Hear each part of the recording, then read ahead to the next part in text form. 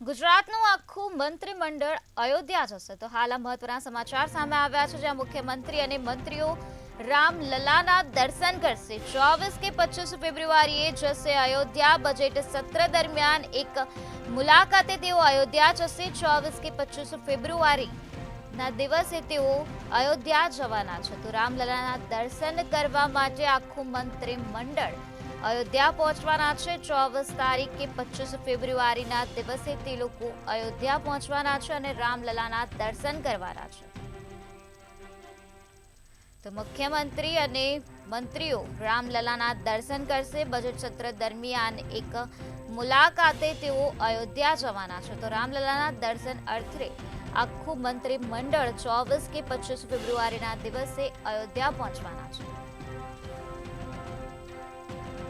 આ જ મુદ્દે વધુ માહિતી આપવા માટે આપણી સાથે સંવાદદાતા ઉજ્જવલ વ્યાસ જોડાઈ ગયા છે। જી ઉજ્જવલ, ગુજરાતનું આખું મંત્રીમંડળ 24 કે 25 ફેબ્રુઆરીના દિવસે અયોધ્યા પહોંચવાના છે, શું છે વધુ વિગત? નિરાલી, આપને જણાવી દઉં કે રામચંદ્ર ભગવાન અયોધ્યા ખાતે જે પ્રાણ પ્રતિષ્ઠા મહોત્સવ એ દેશ માટે ખરેખર ઐતિહાસિક ઘટના બની છે।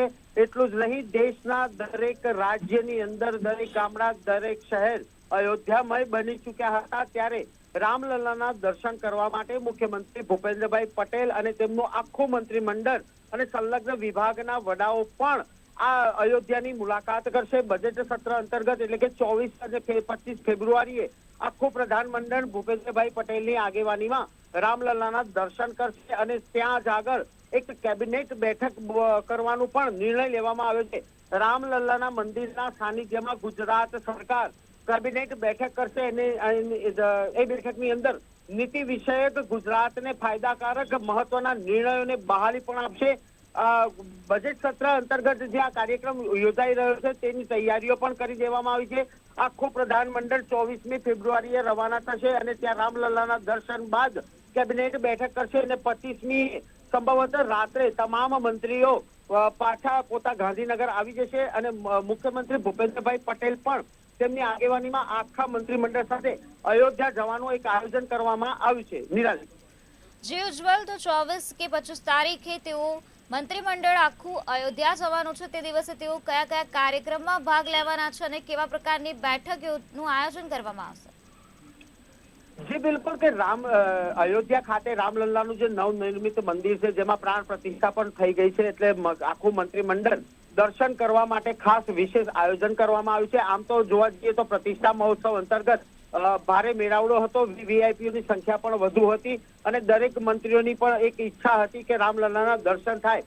જો કે આ પ્રસ્તાવ મુખ્યમંત્રી સમક્ષ પહોંચાડવામાં આવ્યો તો મુખ્યમંત્રી દ્વારા જ આ એક આખું આયોજન કરવામાં આવ્યું, જેમાં એવો નિર્ણય પણ લેવામાં આવ્યો કે બજેટ સત્ર અંતર્ગત એક ખાસ વિશેષ ટૂર ગોઠવવામાં આવશે। મુખ્યમંત્રી ભૂપેન્દ્રભાઈ પટેલની આગેવાનીની અંદર તમામ મંત્રીઓ, કેબિનેટ કક્ષાના અને રાજ્ય કક્ષાના મંત્રીઓ પણ જોડાશે અને અયોધ્યા ખાતે સામૂહિક એક પૂજા અર્ચન કરવામાં આવશે, રામલલ્લાના દર્શન કરવામાં આવશે અને ત્યાં જ આગળ એક કેબિનેટ બેઠક કરવામાં આવશે, જેના કારણે રાજ્ય સરકારનું જે આ તંત્ર છે તે પણ રામલલ્લાના આશીર્વાદથી સુફેરે ચાલે અને સારા એવા નિર્ણયો થઈ શકે તે હેતુથી આ એક ખાસ આયોજન કરવામાં છે। આપને ખાસ જણાવી દો કે મુખ્યમંત્રી ભૂપેન્દ્રભાઈ પટેલે તાજેતરમાં જ અયોધ્યાની જે મુલાકાત કરી હતી તેની અંદર એક ગુજરાત ભવન બનાવવાના પણ આદેશ કર્યા હતા, તો લગભગ સંભવત રીતે આ કેબિનેટ બેઠકમાં ગુજરાત ભવન બાબતની પણ કોઈ મહત્વનો નીતિ વિષયક નિર્ણય લેવામાં આવી શકે તેમ છે। જી નિરાલી, જી ઉજ્જવલ, તો આ મંત્રીમંડળ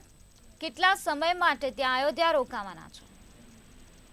જી બિલકુલ, બજેટ સત્ર છે એટલે લગભગ લાંબો ટાઈમ તો નહીં રોકાય, પરંતુ 24 થી 25 ફેબ્રુઆરી 2 દિવસનો આ કાર્યક્રમ આયોજિત કરવામાં આવ્યો છે એટલે સંભવતઃ 24મી થી જશે અને 25મી સાંજ સુધીમાં રામલલ્લાના દર્શન સહિતના જે કાર્યક્રમો છે, પૂજા વિધિ અર્ચના વિધિ કરીને કેબિનેટ બેઠકનું એક આયોજન કરવામાં આવશે। ત્યારબાદ 25મી ફેબ્રુઆરીએ સાંજ સુધીમાં તમામ મંત્રીઓ પોતપોતાના કામમાં લાગી જાય તે રીતનું હાલ આયોજન કરવામાં આવ્યું છે।